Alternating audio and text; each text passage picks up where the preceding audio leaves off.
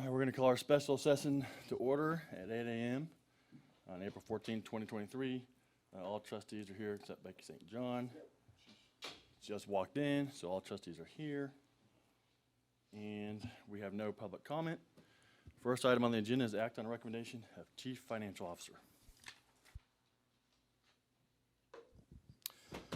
All right, so the Chief Financial Officer position was posted on February 8, 2023. Since the posting date, the district has accepted applications, screened applicants, and held interviews. Eddie Colson, a consultant with Into Learning, was hired to conduct the search process, and we have a finalist. And our finalist is Mr. Derek Sibley. And let me get my notes here. Here they are. So just a few tidbits about Derek. He and his wife Candace have 3 children. They have a daughter who will be in the 3rd grade, and 2 sons. Their middle son, or their youngest son, will be in the 6th grade, and their oldest son will be in the 9th grade. Derek is currently the Chief Financial Officer at Pleasant Grove ISD in Texarkana, where he has served in that role since 2017. Prior to his time in Pleasant Grove, he spent 8 years as business manager in Hugh Springs ISD. He also has experience in the classroom as a teacher and a coach in Carlisle ISD, Rice Consolidated ISD, and Bowling ISD. Derek has served in leadership roles in various professional, civic, and community organizations, including chair of the Texas Association of School Business Officials, or TASBO, for their Accounting and Finance Committee. He's a secretary of the TASBO Professional Certification Committee and president of the Northeast Texas TASBO affiliate. He earned his Bachelor of Science from Stephen F. Austin University and a Master of Business Administration from the University of Phoenix. He is also a certified administrator.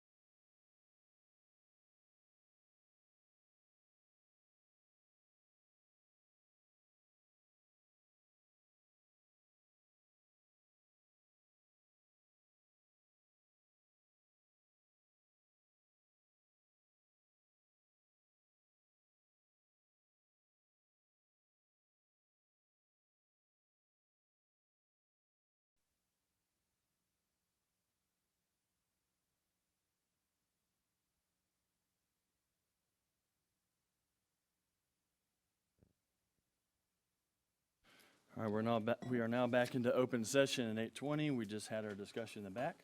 All those in favor of the motion, show of hands. Motion passes 7-0. Next item on the agenda is act on recommendation for Grapevine High School head football coach and campus athletic coordinator. All right, our next order of business, the Grapevine High School head football coach and campus athletic coordinator position was posted on March 10th, 2023. Since the posting date, the district has accepted applications, screened applicants, and held interviews. We have a finalist here with us this morning, and I will go ahead and say a few tidbits about Coach Bob DeBess. He is married to Janet, and she is his better half. I can speak to that. They have 3 grown children. They have a son and 2 daughters, and they have 5 grandchildren. And Coach DeBess is currently the offensive coordinator and tight ends coach at Grapevine High School and oversees the Mustang Academy. Prior to joining GCISD, Coach DeBess has an extensive background spanning nearly 40 years at the collegiate level as an offensive coordinator, wide receivers coach, and head coach at Georgia Southern University, the University of New Mexico, Sam Houston State University, Texas A&M University, Purdue University, Texas State University, the University of Minnesota, and Texas Christian University, with appearances in multiple bowl games throughout his coaching career and the 2011 FCS National Championship. He has won numerous awards, including the 1990 Southwest Conference Offensive Coordinator of the Year Award and an induction to the Texas State University Hall of Honor in 1998, and both his rush and pass offenses have been ranked amongst the top in the country. Coach DeBess holds a Bachelor of Science in Business Education from Texas State University. The recommendation is for the Board of Trustees to approve Coach Bob DeBess for the Grapevine High School head football coach and campus athletic coordinator. I have a recommendation, I have a motion. Becky, I move we accept Dr. Schnautz's recommendation. do I have a second? Coley, seconds. Discussion? Just a comment, not a Right. discussion, but I do appreciate you sticking here with GHS. I really do. Thank you. All right, all those in favor, show of hands. Motion passes 7-0. Congratulations, Coach. You want to come up here and say something to the crowd? Thank you. So get used to this. You know, Dr. Schnauz just read quite an extensive background, a lot of stops for Janet and I, and this is as humbling and as gratifying an honor as I've had, and I mean that sincerely. When I started my career in the early 80s, or when I set out to start my career, I thought I was going to be a high school football coach. That's what I thought I was going to be. That's all I intended to be, was a high school football coach, because of my high school head coach. And the road turned a little bit, and twist of fate, I ended up in college. And I stayed in college for quite a while. But one of the greatest things that ever happened to me in my career was I went to A&M Consolidated High School after I had been at Texas A&M. And I had never been in high school, and I was 50 years old, in the classroom for the first time, totally out of my comfort zone. And that experience at A&M Consolidated taught me more than any other stop that I had made in my career about dealing with young people. And the difference between college and high school, and why kids do what they do at the high school level opposed to the college level, and why they participate, and why it's important to love them and to value them. And so to have this opportunity, it wasn't, when I got here 2 years ago, it wasn't even, if I had a radar, it wasn't on it. I was just happy to be here. Janet and I have grown to love this area, Grapevine. This is where we're going to stay. And so to have this opportunity to work with these kids and work with Grapevine High School and everybody that's involved, and to represent the community is I can't describe, I can't put into words what an honor it is. So thank y'all very much for the opportunity. Thank you.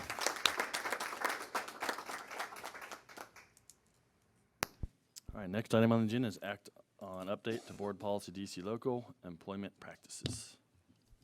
Yes, this item, I'm going to ask Gemma Pageant to come to the podium and lead us through this item.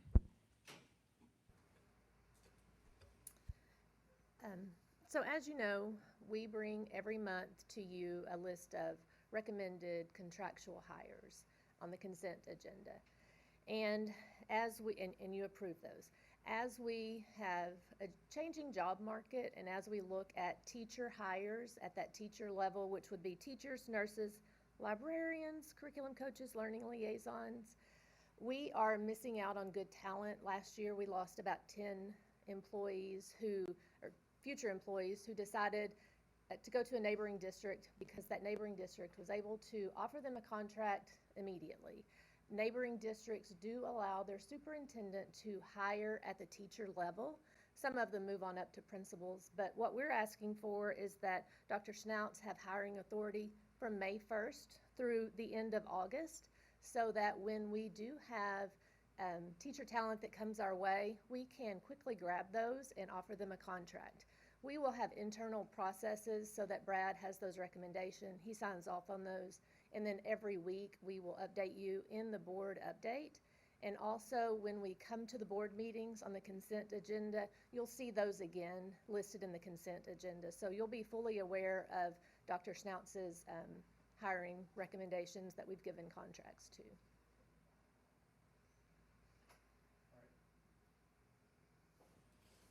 Thank you, Gemma. So let me get to the next page of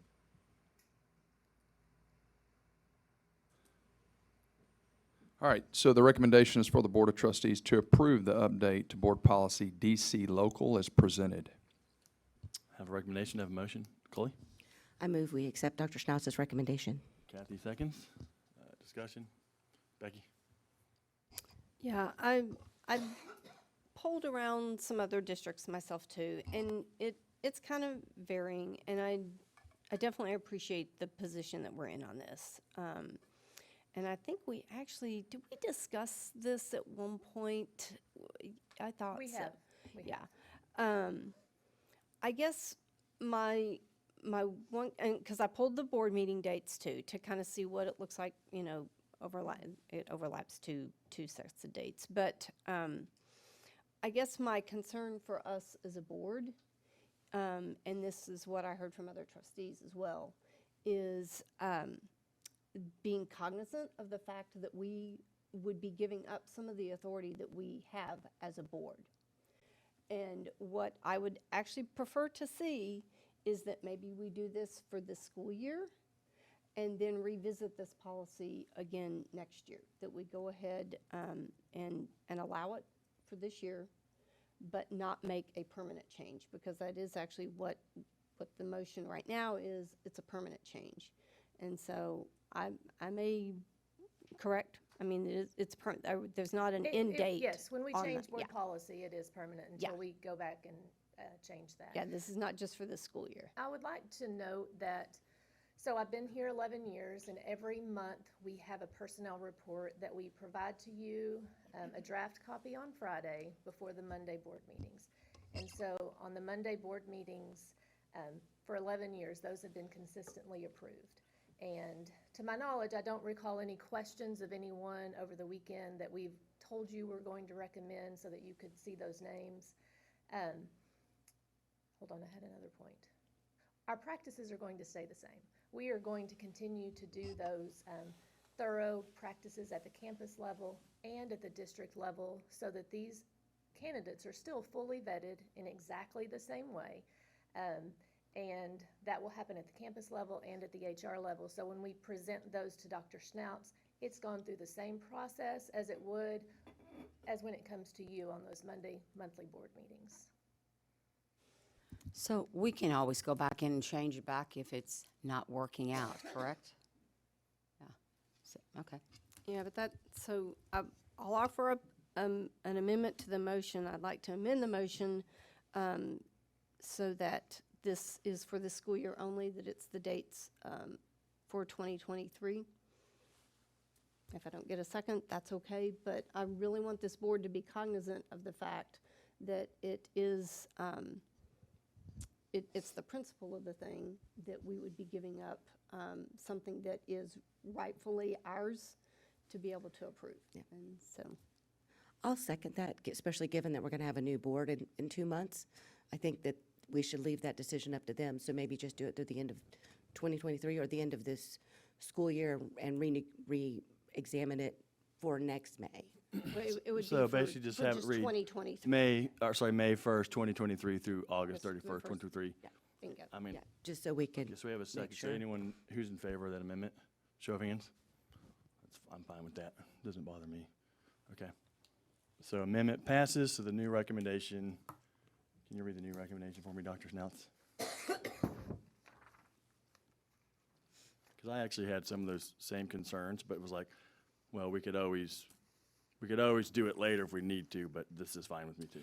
So then the amended recommendation is for the Board of Trustees to approve the update to Board Policy DC Local effective May 1st, 2023 through August 31st, 2023, as presented.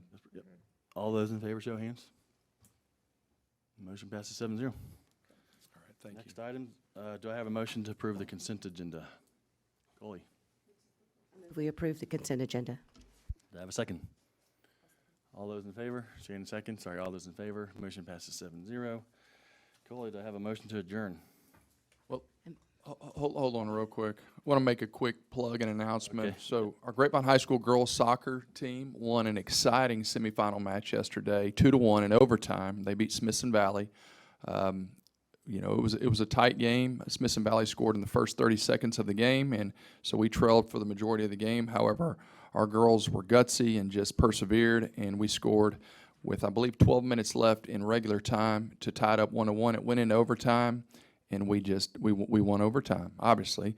But you play 2 10-minute halves in overtime before you go to penalty kicks, and nobody likes penalty kicks. But we're so proud of our Grapevine High School girls soccer program, as they will compete for a state championship this Saturday at 11 a.m. at Georgetown High School. And so come out. We're playing Frisco High School. We need the entire community to drive down 35 and cheer on. And wear red. And wear red. Red out. It was white out in the semifinals, and it's red out in the finals. And so everybody has red. All right? Sorry to interrupt. Still my thunder there, Brad. I was going to say that after the adjournment. All right, Coley made a motion to adjourn. Do I have a second? Tammy seconds. All those in favor to adjourn? All right, 7-0. Sorry. You're right.